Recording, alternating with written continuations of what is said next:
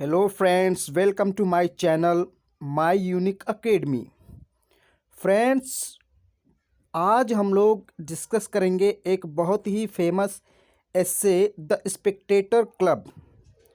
जी हाँ दोस्तों, the spectator club को हम लोग डिस्कस करने जा रहे हैं, जिसको लिखा है रिचर्ड स्टील ने। दोस्तों, मैंने द स्पेक्टेटर क्लब पहले पढ़ा दिया था, लेकिन बाद में कमेंट्स आए कि उसमें कुछ लाइनें हैं जो मिसिंग हैं, मैंने उनको पढ़ाया ही नहीं है, छोड़ दिया। तो दोस्तों, ऐसा हुआ होगा, हमने पढ़ाया है लेकिन वो वहाँ पर जो रिकॉर्डिंग थी शायद वो ऑन नहीं थी, इसलिए वो लाइन मिस हो गई। इसलिए मैंने उन सारे वीडियोस को डिलीट कर दिए हैं और अब मैं स्टार्टिंग से आज से द स्पेक्टेटर क्लब आप लोग को पढ़ाऊँगा।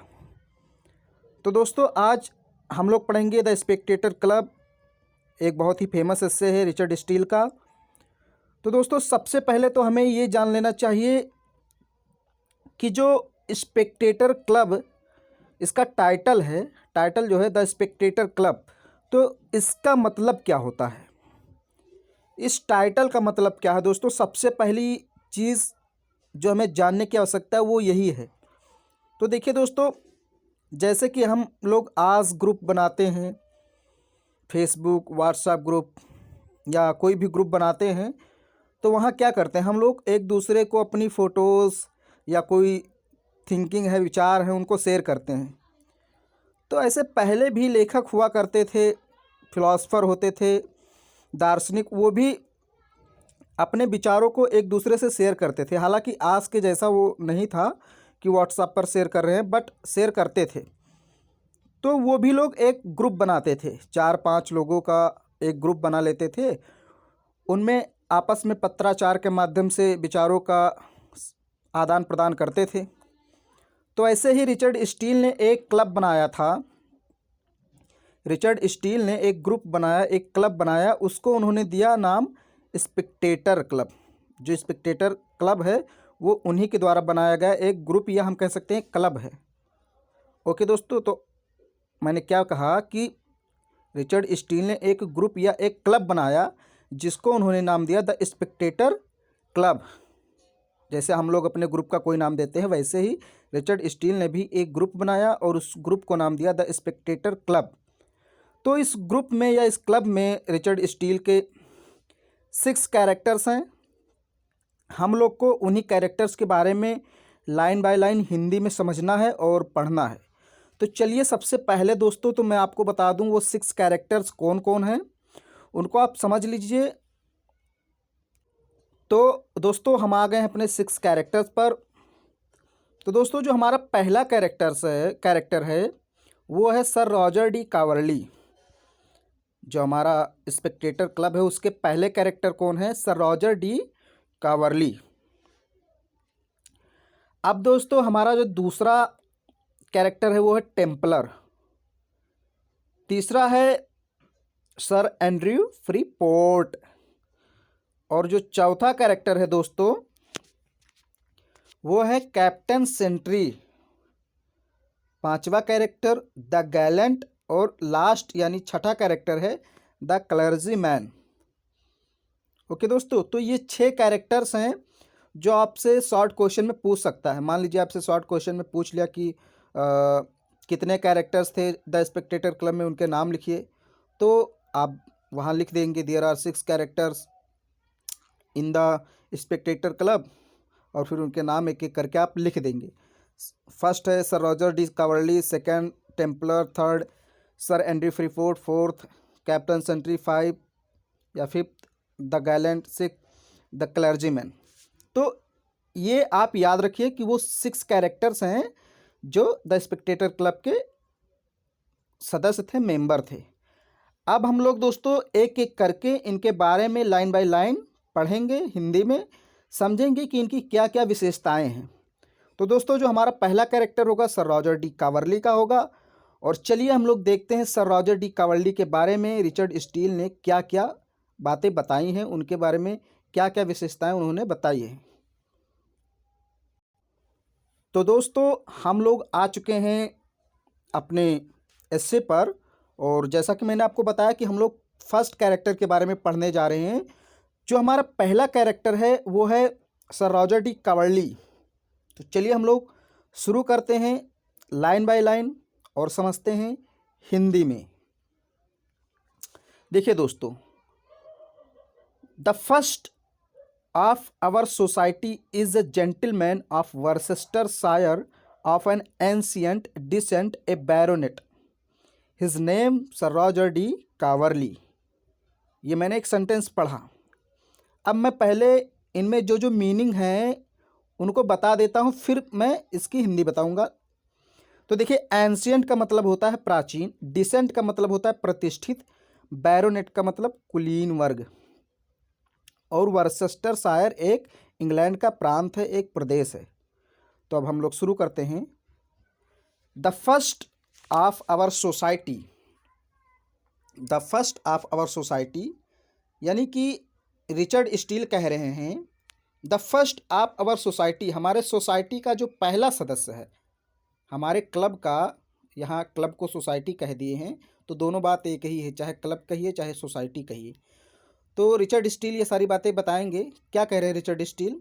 The first of our society, हमारे क्लब का पहला व्यक्ति, इज़ अ जेंटलमैन, एक सज्जन पुरुष है, ऑफ वर्सेस्टरशायर, वर्सेस्टरशायर का।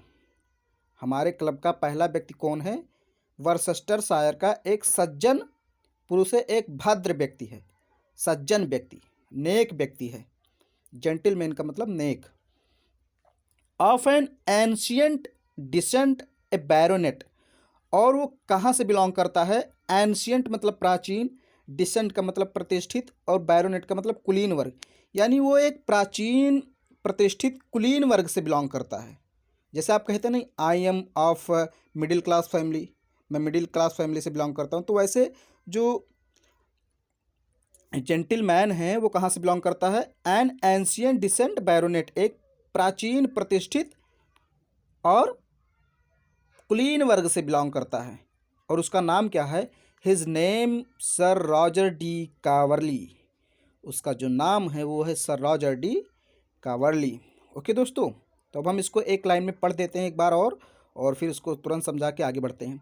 The first of our society is a gentleman of Worcestershire of an ancient descent, a baronet, his name sir Roger de Coverley. हमारे club का, हमारे सोसाइटी का जो पहला सदस्य है वो वर्सेस्टरशायर का एक जेंटलमैन है, जो एक प्राचीन प्रतिष्ठित कुलीन वर्ग से बिलोंग करता है, और उसका नाम सर रॉजर डी कावर्ली है। चलिए दोस्तों आगे पढ़ते हैं। His great grand father was inventor of that famous country dance which is called after him. अब देखिए दोस्तों, यहाँ पर कंट्री शब्द आया है, तो कंट्री शब्द जो आया है दोस्तों, कंट्री शब्द, इसका मतलब यहाँ पर देश नहीं होगा। यहाँ पर इसका मतलब देश नहीं, बल्कि इसका मतलब ग्रामीण या गांव या विलेज होगा। ओके दोस्तों, तो कंट्री डांस मतलब लोक नृत्य, लोक नृत्य, इसका मतलब होगा कंट्री डांस का मतलब लोक नृत्य। तो अब हम पढ़ते हैं इसको। His great grandfather, sir Roger de Coverley के जो महान परदादा थे,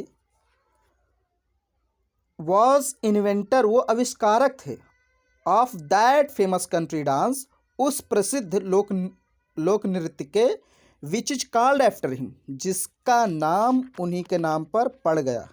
देखिए यहाँ पर कहा गया ग्रेट ग्रैंडफादर, यानी कि उनके दादा नहीं थे बल्कि उनके पिताजी के दादा थे। सर रॉजर डी कावर्ली के पिताजी के दादा थे, इसलिए यहाँ पर लिखा है ग्रेट ग्रैंडफादर, यानी कावर्ली साहब के ये महान परदादा थे, दादा नहीं थे परदादा थे। तो वही कह रहा है, हिज ग्रेट ग्रैंडफादर, उनके जो महान परदादा वॉज थे इन्वेंटर, आविष्कारक, of that famous country dance, उस प्रसिद्ध लोक नृत्य के, विच जो इज कॉल्ड कहा जाता है आफ्टर हिम, उनके बाद।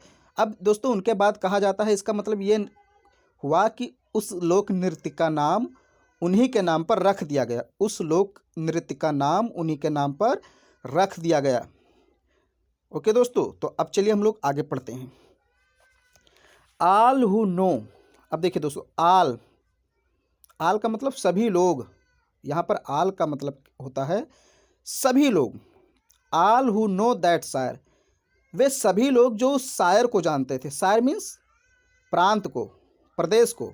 जैसे अपने यहाँ पुर होता है, गढ़ होता है, आजमगढ़, रामपुर, वैसे वहाँ इंग्लैंड में शायर होता है, जैसे वर्सेस्टर शायर।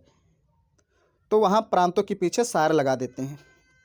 तो ऑल हु नो, ऑल वे सभी लोग, हु नो जो जानते थे, दैट शायर उस प्रांत को, आर वेरी वेल एक्वेंटेड वे परिचित होते थे अच्छी तरीके से, with the parts and merits of sir Roger, sir Roger के पार्ट्स एंड मेरिट्स यानी गुण और अवगुणों से, सर रॉजर के गुणों और अवगुणों से भी वे परिचित होते थे। मतलब जितने भी लोग उस शहर को जानते थे वे सर रॉजर डी कावर्ली के व्यवहार को भी जानते थे। पार्ट्स एंड मेरिट्स का मतलब गुण या अवगुण, या फिर आप कह सकते हैं व्यवहार। गुणों अवगुणों को उनके जानते थे कि अच्छे हैं क्या, कहाँ उनकी कमी है, कहाँ उनकी श्रेष्ठता है, ये सारी चीज़ें उनके बारे में जानते थे। जैसे होता नहीं कि भाई कोई अगर भारत को जानता है तो महात्मा गांधी के बारे में सुना होगा, अगर कोई भारत को जानता है तो महात्मा गांधी के बारे में भी जानता होगा, क्योंकि एक महान पुरुष थे भारत के। तो वैसे ही यहाँ पर कह रहा है जो भी व्यक्ति उस प्रांत को जानते थे वो जरूर वहाँ पर रहने वाले सर रॉजर डी कावर्ली को भी जानते ही हैं।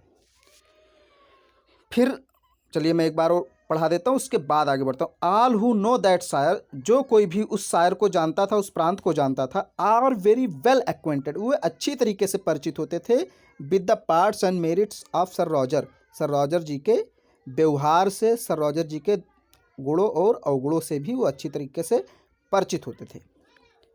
He is a gentleman that is very singular in his behaviour, he is a gentleman, he is a gentleman that is very singular in his behaviour, वो ऐसे सज्जन पुरुष थे, ही इज़ ए जेंटलमैन, वो ऐसे सज्जन व्यक्ति थे, दैट इज़ वेरी सिंगुलर, जो बहुत ही एकाकी था, बहुत ही एकाकी मतलब एक ही, सिंगुलर का मतलब क्या होता है, एक ही, इन हिज बिहेवियर अपने व्यवहार में, भाई वो अपने व्यवहार में अकेले थे।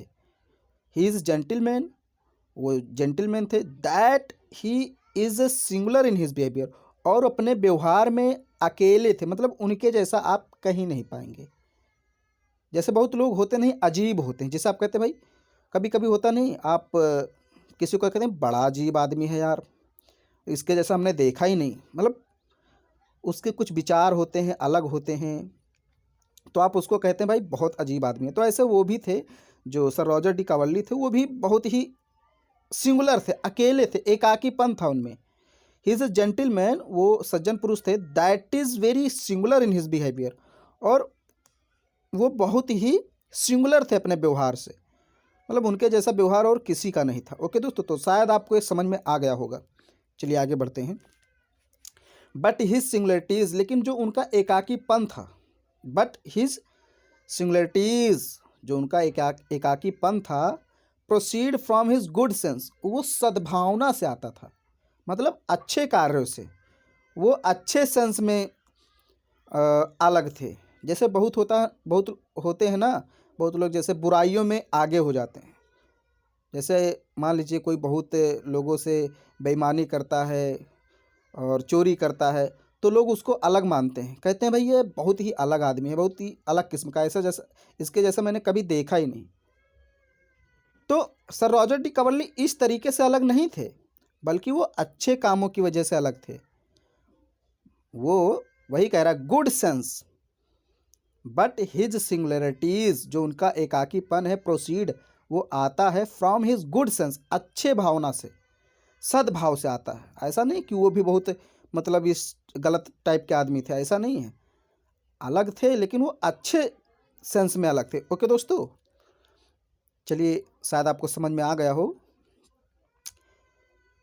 अब देखिए, and are contradictions to the manners of the world, and are contradictions to the manners of the world, जो संसार के तौर तरीके थे, मैनर्स ऑफ द वर्ल्ड मतलब संसार के तौर तरीके, उनसे वो अपोजिट थे। सर रॉजर डी कावर्ली अपोजिट थे। कंट्राडिक्शंस का मतलब विवादास्पद, या हम जिसे कह सकते हैं अपोजिट, उल्टा, मतलब जो सर रॉजर डी कावर्ली का विचार था, उनका तौर तरीका था, वो संसार के तौर तरीकों से एकदम अलग था, उससे मैच नहीं करता था। संसार कुछ दूसरा सोच रहा है और सर रॉजर डी कवर्ली कुछ दूसरा सोच रहे हैं। तो वही कह रहा है यहाँ पर, देख लीजिए एक बार फिर से, एंड आर कंट्राडिक्शंस, और वो अपोजिट हैं, टू द मैनर्स, तौर तरीकों से, ऑफ द वर्ल्ड, संसार के। भाई वो संसार के तौर तरीकों से एकदम अलग हैं। ओनली एज ही थिंक्स, और वो सोचते हैं, एज, क्योंकि ही थिंक्स, वो सोचते हैं, that the world is in the wrong, कि पूरा का पूरा संसार गलत फहमी में है। रॉन्ग का मतलब गलत फहमी, इनका मतलब में, मतलब भाई वो सर रॉजर डी कावर्ली सोचते हैं कि पूरा का पूरा संसार गलत है, पूरा का पूरा संसार गलत है। एज थिंग्स, क्योंकि वो सोचते हैं, the world is in the wrong, संसार जो है एकदम गलत है, गलत फहमी में है। हाउएवर, हालांकि, दिस ह्यूमर, ये मजाक, ये मजाकिया लहजा, क्रिएट्स हिम नो एनिमीज, उनका कोई शत्रु नहीं बनाता, दुश्मनी नहीं होती उनकी। देखिए अब यहाँ समझिए थोड़ा सा, जब ये सर रॉजर डी कावर्ली जब कहते हैं कि भाई मैं ही सही हूँ और दुनिया गलत है, तो ऐसा वो सीरियस होकर नहीं कहते हैं, वो मजाकिया लहजे में कहते हैं। भाई अगर मान लीजिए अभी मैं सिर्फ यही कहूँ कि भाई मैं सही हूँ दुनिया गलत है, तो हमारे बहुत से दुश्मन बन जाएंगे कि भाई दुनिया कैसे गलत हो सकती है, आप ही सही है, मतलब दुनिया गलत है तुम सही हो, तो बहुत से शत्रु बन जाएंगे, दुश्मन बन जाएंगे। लेकिन सर रॉजर डी कावर्ली ऐसा कहते हैं, लेकिन वो सीरियस मैनर में नहीं कहते हैं, थोड़ा सा मजाकिया लहजे में कहते हैं कि भाई देखो भाई मैं ही सही हूँ और दुनिया गलत है, ऐसा मजाकिया लहजे में कहते हैं। तो इस तरह उनके कोई दुश्मन नहीं बनते, उनके कोई दुश्मन नहीं बनते, क्योंकि वो सीरियस होकर कहते ही नहीं, बस मजाकिया लहजे में कह दिए। ओके दोस्तों, तो वही कह रहा है, देख लीजिए एक बार फिर से, हाउएवर दिस ह्यूमर, हालांकि ये मजाक, ह्यूमर का मतलब मजाक, क्रिएट्स का मतलब निर्माण करता है, हिम, उनके, नो एनिमीज, कोई दुश्मन नहीं, मतलब जो इनका ये मजाकिया लहजा है कहने का, इसकी वजह से उनका कोई दुश्मन नहीं होता है। For he does nothing with soreness, soreness का मतलब कड़वाहट, कड़वापन, और ऑब्स्टिनेसी मतलब जिद्दीपन, जिद्दी, ऑब्स्टिनेसी का मतलब क्या होता है, जिद्दीपन, मतलब क्योंकि उनके दुश्मन क्यों नहीं बनते, क्योंकि क्योंकि ही डज नथिंग, वे ऐसा कुछ भी नहीं करते हैं, विद सोरनेस, कड़वाहट से, और ऑब्स्टिनेसी या जिद्दी से, क्योंकि भाई वो जिद्दी नहीं है कि मैं ही सही हूँ, ऐसा नहीं कि एकदम जिद्दी जिद लगा रखे कि मैं ही सही हूँ, मैं ही सही हूँ, या सोरनेस, सोरनेस का मतलब उनकी बात में कोई कड़वाहट नहीं होती है, जब वो कहते हैं ऐसा तो एक मजाकिया लहजे में कहते हैं, कोई कड़वाहट नहीं होती है, इसलिए उनके कोई दुश्मन नहीं बनते हैं। फॉर ही डज नथिंग, क्योंकि वो ऐसा कुछ नहीं करते हैं, विद सोरनेस और ऑब्स्टिनेसी, कड़वाहट से और जिद्दीपन से, वो जिद्दीपन से, कड़वापन से ऐसा कुछ भी नहीं कहते हैं, इसलिए उनके दुश्मन नहीं बनते हैं। ओके दोस्तों, तो इतना समझ में आया दोस्तों, चलिए आगे देखते हैं। And his being unconfined to modes and forms makes him, his being unconfined, unconfined का मतलब खुला, टू मोड्स एंड फॉर्म्स का मतलब अपने जो तौर तरीके हैं, जो उनका एक खुला तौर तरीका है, खुला तौर तरीका मतलब स्वतंत्र, ऐसा नहीं वो किसी एक ही क्रिया में बंधे हुए हैं, एक ही कार्य करते हैं, एक ही सोच है उनकी। भाई वो डिफरेंट टाइप्स के विचार उनके दिमाग में आते हैं, वो सोचने में एकदम फ्री माइंड के हैं, तो उनका जो ये सोचने का जो उनका ये तौर तरीका है वो इस एकदम खुले हैं, अनकन्फाइंड है, बंधे हुए नहीं है कि किसी गुलामी की बेड़ियों में बंधे हुए हैं कि। ओके दोस्तों, आप समझ रहे हैं ना, his being unconfined to modes and forms makes him but the readier, उनका जो ये तौर तरीका है, खुला हुआ तौर तरीका, वो उनको रेडियर बना देता है, मेक्स हिम बट द रेडियर, उनको रेडियर बना देता है। रेडियर का मतलब क्या होता है, तैयार, जो उनके तौर तरीके हैं उनको तैयार कर देते हैं। एंड मोर कैपेबल, और अधिक योग्य बना देते हैं किस लिए योग्य बना देते हैं? To please and oblige all. To please का मतलब खुश करने के लिए, एंड ओब्लाइज का मतलब कृतज्ञ होने के लिए, आभार व्यक्त करने के लिए। ऑल हु नो हिम, उन सभी का जो उन्हें जानते हैं। मतलब वो उनका व्यवहार है, उनका व्यवहार ऐसा है, उनका खुला हुआ व्यवहार ऐसा है कि वो सबको खुश कर देते हैं, सबको आभार व्यक्त करते हैं जो भी लोग उन्हें जानते हैं। समझ में आया दोस्तों? ये लाइन थोड़ी सी अजीब है, आपको मैं जानता हूँ थोड़ा सा आपको समझने में दिक्कत हुई होगी। देखिए, मॉड्स एंड फॉर्म्स का मतलब उनके जो तौर तरीके हैं, अनकन्फाइंड का मतलब खुला हुआ। तो his being unconfined to modes and forms, उनके जो खुले तौर तरीके हैं, मेक्स हिम, वो कर देते हैं, रेडियर तैयार, उनको तैयार कर देते हैं, एंड मोर कैपेबल, और योग्य बना देते हैं, टू प्लीज़, खुश करने के लिए, एंड ऑब्लाइज, और आभार व्यक्त करने के लिए, आल, उन सभी का, हु नो हिम, जो उन्हें जानते हैं। यानी जो भी लोग उन्हें जानते हैं, आप सिंपली ये समझ लीजिए कि जो भी लोग सर रॉजर डी कावर्ली से परिचित हैं, उनको जानते हैं भैया, वे सब उनसे खुश रहते हैं, वो सबको खुश कर देते हैं, किसी से किसी भी प्रकार का दुश्मनी नहीं रखते हैं। बहुत अच्छा स्वभाव है। तो चलिए अब थोड़ा सा आगे बढ़ते हैं हम लोग, बहुत हो गया।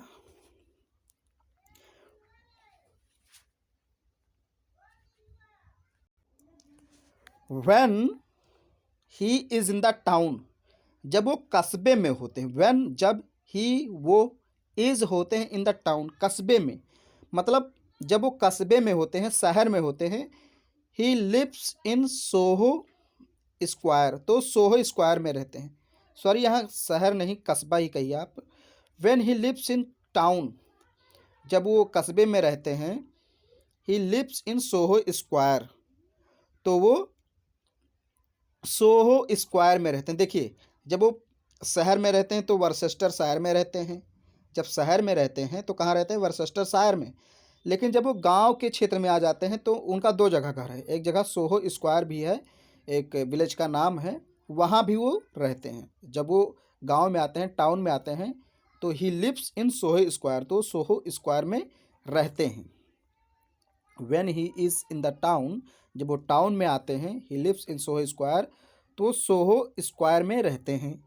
इट इज़ सेड, ऐसा कहा जाता है। इट इज़ सेड, ऐसा कहा जाता है। He keeps himself A bachelor, कि उन्होंने अपने आप को कुंवारा रखा। बैचलर का मतलब कुंवारा, उन्होंने अपने आप को कुंवारा रखा। ही कीप्स, उन्होंने रखा, हिमसेल्फ, स्वयं को, ए बैचलर, एक कुंवारा। मतलब ऐसा कहा जाता है कि वो कुंवारे थे। बाय रीजन, अब कारण क्या था भाई? रीजन का मतलब कारण, क्या कारण था? ही वॉज क्रॉस्ड इन, उन्हें धोखा मिला था लव, प्यार में। He was crossed, way cross कर दिए गए थे, मतलब उन्हें क्रॉस कर दिया गया था, वो धोखा खा गए थे, इन लव, प्यार में, बाय ए परवर्स ब्यूटीफुल विडो, एक दुष्ट और सुंदर विधवा के द्वारा। उनको एक दुष्ट और सुंदर विधवा के द्वारा प्यार में धोखा मिल गया था। Of the next country to him, जो उनके पड़ोस के ही गांव की थी। नेक्स्ट कंट्री का मतलब पड़ोस के गांव, टू हिम मतलब उनके। सर रॉजर डी कावर्ली के गांव के पड़ोस में ही एक और गांव था, वहां पर एक परवर्स का मतलब दुष्ट, ब्यूटीफुल विडो, सुंदर विधवा रहती थी। वहां पर एक दुष्ट सुंदर विधवा रहती थी, उन्हीं से इनका प्यार हो गया था, इनको प्यार हो गया था, और फिर उसने इनको धोखा दे दिया। ही वॉज क्रॉस्ड, धोखा खा गए, इन लव, प्यार में, बाई ए परवर्स ब्यूटीफुल विडो, एक सुंदर किंतु दुष्ट विधवा के द्वारा। ओके दोस्तों, तो इसीलिए कहते हैं भैया इस चक्कर में ना पड़ो। अब देखिए आगे कह रहे हैं, बिफोर दिस डिसअपॉइंटमेंट, इस निराशा के पहले। मतलब अब यहाँ पर रिचर्ड स्टील बता रहे हैं इनके बारे में कि भैया इस निराशा के पहले ये कैसे थे, जब इनको प्यार में धोखा नहीं मिला तो ये कैसे थे। बिफोर दिस डिसअपॉइंटमेंट, इस निराशा से पहले, sir Roger was what you call a fine gentleman, जैसा कि आप लोग कहते हैं, व्हाट यू कॉल मतलब जैसा कि आप लोग कहते हैं, एक मतलब जेंटिलमैन थे, अच्छे थे, फाइन जेंटिलमैन, एक अच्छे जेंटिलमैन थे। सर रॉजर डी कावर्ली इस निराशा से पहले वॉज ए फाइन जेंटिलमैन, एक सज्जन व्यक्ति थे, बढ़िया बढ़िया आदमी थे, चमकदार आदमी थे, लाजवाब जेंटिलमैन थे। Had often supped with my lord Rochester, और सप्ड का मतलब रात्रि का भोजन करना। हैड ऑफन सप्ड, और उन्होंने कई बार भोजन भी किया था। विद माई लॉर्ड रॉचेस्टर, मेरे मालिक, लॉर्ड का मतलब जो उस क्षेत्र के जमींदार थे उनका नाम था रॉचेस्टर, यानी उन्होंने भोजन भी किया था with my lord Rochester and sir George Etherege, sir George Etherege और रॉचेस्टर के साथ। यहाँ पर रिचर्ड स्टील कह रहे हैं, समझिए, रिचर्ड स्टील कह रहे हैं कि निराशा से पहले सर रॉजर डी कावर्ली बहुत ही जेंटिलमैन थे और उन्होंने मेरे लॉर्ड रॉचेस्टर और सर जॉर्ज एथरीज के साथ में रात्रि का भोजन भी किया था। और क्या किया था सर रॉजर डी कावर्ली ने, देखिए आगे। फॉट डुएल, ड्वेल, ड्वेल का मतलब होता है द्वंद्व, युद्ध, या हम जिसे कुश्ती कहते हैं। ड्वेल का मतलब कुश्ती, फॉट लड़े थे, यानी सर रॉजर डी कावर्ली लड़े थे। ए ड्वेल, एक युद्ध, एक कुश्ती लड़े थे। Upon his first coming to town, जब वो पहली बार टाउन में आए थे। Upon his first coming to town, यानी टाउन में पहली बार आने पर। रिचर्ड स्टील कहते हैं कि जब सर रॉजर डी कावर्ली टाउन में पहली बार आए थे तो उन्होंने कुश्ती भी लड़ा था। फॉट ड्वेल एंड, और किक्ड, किक्ड लात मारा था। बली, असभ्य, डाउसन, डाउसन को, एक असभ्य व्यक्ति था डाउसन उसका नाम था। ये याद रखिए क्योंकि शॉर्ट में आपसे पूछ सकता है इस टाइप के क्वेश्चन। तो एक दुष्ट व्यक्ति था जिसका नाम था डाउसन। बली का मतलब दुष्ट या असभ्य। तो दुष्ट डाउसन को इन्होंने लतिया दिया था, लात से मारा था। किक्ड मतलब लात से मारा था। इन्हें पब्लिक कॉफ़ी हाउस, एक आम कॉफ़ी हाउस में, पब्लिक का मतलब आम, अब भाई खाने वाला आम नहीं, जैसे लोग कहते हैं ना आम बात है, तो वैसे पब्लिक कॉफ़ी हाउस का मतलब आम कॉफ़ी हाउस में, कॉफ़ी के दुकान पर जहाँ कॉफ़ी वगैरह पीते थे वहीं पर इन्होंने एक दुष्ट व्यक्ति डाउसन को लात से मार दिया था। क्यों मारा था? फॉर कॉलिंग हिम यंगस्टर, क्योंकि उसने इन्हें यंगस्टर कह दिया था, लौंडा कह दिया था। क्योंकि डाउसन ने सर रॉजर डी कावर्ली को लौंडा कह दिया था। अरे लौंडे, अरे लौंडे, आज के लौंडे, ऐसा कुछ कहा होगा दोस्तों। तो इसीलिए सर रॉजर डी कावर्ली ने डाउसन को लात से मारा। ओके दोस्तों, तो आज हम लोग यहीं पर इसको रोकते हैं और बट बीइंग से हम लोग नेक्स्ट पार्ट में पढ़ेंगे। तो बहुत बहुत दोस्तों धन्यवाद।